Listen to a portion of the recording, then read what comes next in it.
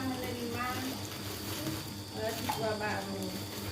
Satu kegiatan kita hari ini kita menyumbangkan dakwah Islamiyah dengan pelaksanaan siswa kita nanti menyampaikan sedikit tausiah dan ceramah. Tenaga kami Hilma ya. Warahmatullahi wabarakatuh.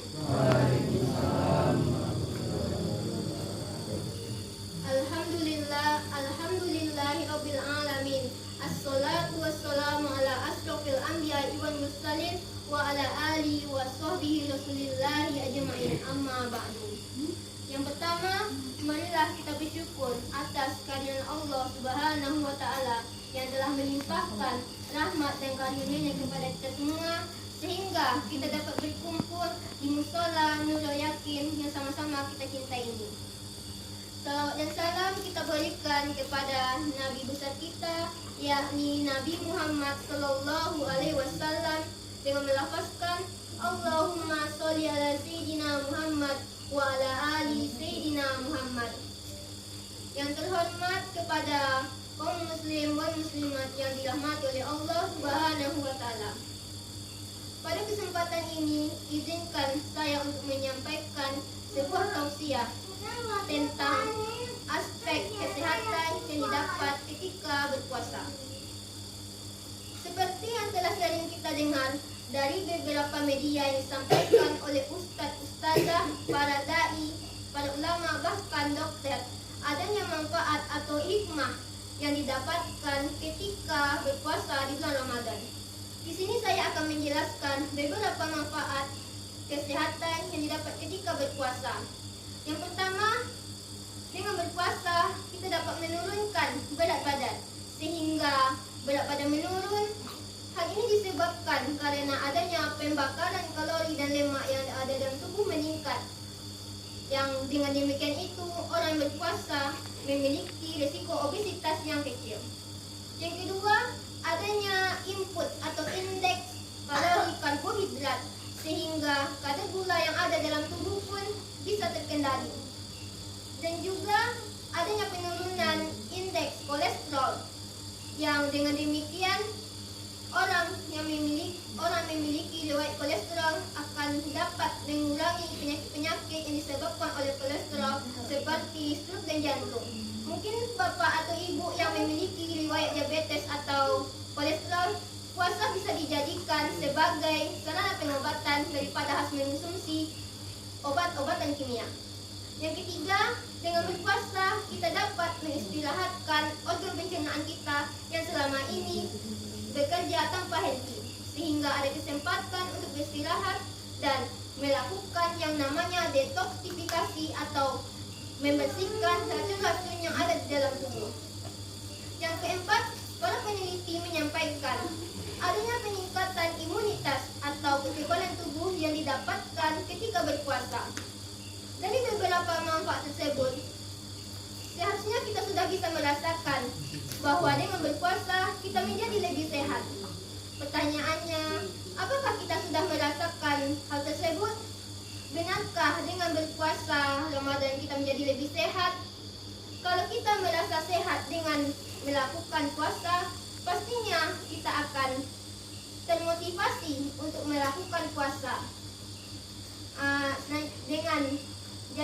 Dengan berakhirnya puasa Ramadan ini, kita akan termotivasi untuk melakukan yang namanya puasa Syawal. Lalu begitu puasa Syawal berakhir, kita akan ketagihan untuk melakukan puasa-puasa berikutnya, seperti puasa Senin Kamis, atau puasa yang lebih bagusnya adalah puasa Nabi Daud. Tapi apakah kita sudah merasakan hal yang demikian? Seandainya kita belum merasakan hal tersebut, di mana letak kesalahannya? Yang pasti bukan kesalahan dari orang yang memerintahkan puasa, dan juga bukan kesalahan dari para peneliti yang menyampaikan adanya tentang hikmah kesehatan dalam berpuasa. Namun kesalahannya harus kita cari di dalam diri kita. Kita lakukan introspeksi, apakah puasa yang kita jalankan sudah sesuai dengan yang dicontohkan oleh Rasulullah Shallallahu Alaihi Wasallam. Kita berpedoman dalam surah Al-Ahzab ayat 21. A'udzu billahi minasyaitonir rajim. Bismillahirrahmanirrahim. Laqad kana lakum fi Rasulillahi uswatun hasanah. Sungguh telah ada pada diri Rasul itu suri tauladan yang baik. Artinya, ketika kita berpuasa, kita juga harus mencontohkan apa yang dicontohkan oleh Rasulullah Shallallahu Alaihi Wasallam selaku uswatun hasanah atau memberi contoh yang baik. Lalu, bagaimana puasanya Rasulullah? Kita lihat dari sahurnya Rasul. Kita diperintahkan untuk sahur di akhir waktu. Dan sahur itu sendiri adalah pembeda antara puasa kita dengan puasanya dari ahli atau kaum yang lain. Untuk mengakhirkan waktu sahur, insya Allah kita tidak keberatan. Tetapi, apakah sahur kita sudah seperti sahurnya Rasulullah?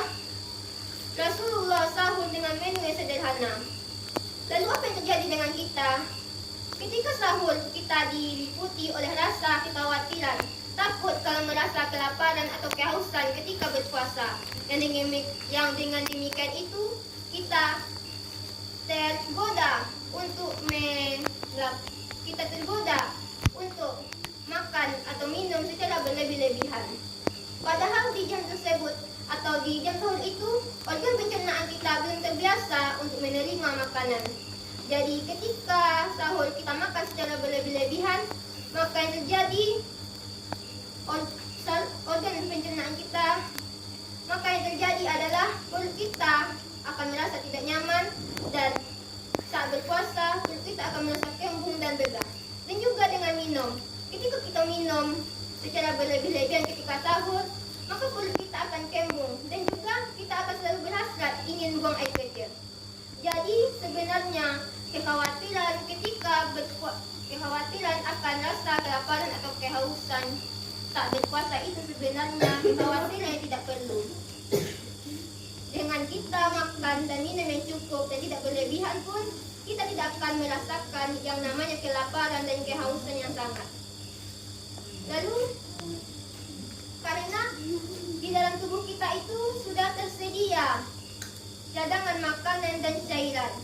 Jadi ketika kita lapar, maka ada yang namanya yang di dalam tubuh kita metabolisme untuk mengubah glikogen yang ada dalam otot dan hati menjadi glukosa, sehingga glukosa di dalam tubuh meningkat. Yang dengan demikian itu dalam waktu yang tidak lama, maka rasa lapar itu pun akan berkurang. Demikian juga dengan cairan. Tidak perlu merasa takut akan kehabisan cairan, karena dalam keadaan lupa dan terpaksa pun tubuh kita ada yang namanya metabolisme untuk menahan agar cairan tidak keluar secara berlebih-lebihan.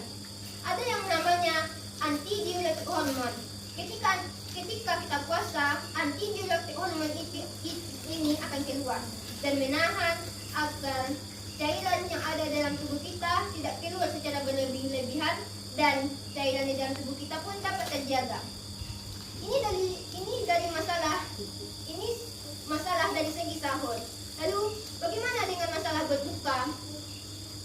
Masalah ini juga sering kita melakukan kesalahan. Rasul telah mencontohkan kepada kita, bahkan beliau ketika berbuka, beliau hanya memakan beberapa butir kurma dan beberapa teguk air. Bahkan ketika tidak ada kurma pun, beliau hanya meminum beberapa teguk air. Lalu setelahnya beliau mengerjakan sholat maghrib. Lalu apa yang terjadi dengan kita? Pada saat berbuka, seringkali kita melakukan yang namanya ajang balas dendam. Ajang balas dendam. Pada saat berbuka itu sudah tersedia berbagai makanan dan minuman seperti es cendol, es dawet, kolak, nasi lengkap dengan lauk pauknya, bahkan masih ditambah dengan goreng-gorengan, kue-kue dan sebagainya. Jadi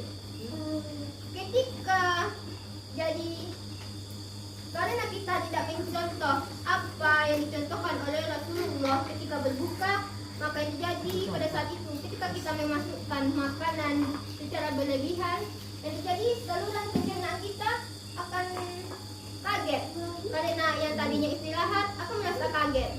Lalu aliran darah yang seharusnya menuju ke otak pun beralih ke pencernaan karena saluran pencernaan itu harus bekerja keras untuk mengolah makanan yang kita makan itu. Dan juga karena aliran darah menuju ke otak terhambat, mungkin ada orang yang setelah berbuka itu merasa pusing. Dan juga karena aliran darah menuju ke otak berkurang, yang terjadi adalah mengantuk. Yang pastinya ketika orang yang makan banyak ketika berbuka puasa itu, pastinya beliau akan merasa mengantuk ketika melaksanakan sholat tarawih. Jadi demikian itu. Jadi ketika kita tidak merasakan kenyamanan yang didapatkan ketika berpuasa, maka sudah saatnya kita melakukan introspeksi diri. Apakah puasa yang kita jalankan sudah seperti puasanya yang dicontohkan oleh Rasulullah Shallallahu Alaihi Wasallam?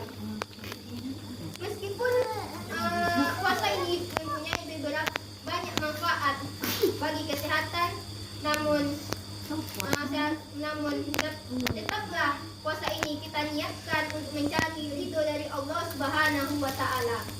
Insya Allah, kalau kita melakukan semua perbuatan baik karena Allah, bukan hanya di dunia saja yang kita dapatkan, namun juga manfaat lain pun juga kita dapatkan. Umat Islam juga harus memperhatikan amalan-amalan yang dianjurkan ketika berpuasa. Hal ini demi menjadikan amalan puasa di bulan Ramadan itu menjadi lebih bermakna. Terakhir, ada satu hadis, walaupun diperdebatkan oleh beberapa ulama tentang kesahihannya, hadis tersebut berbunyi, "Sumu mutasihu, berpuasalah kamu, maka kamu akan sehat."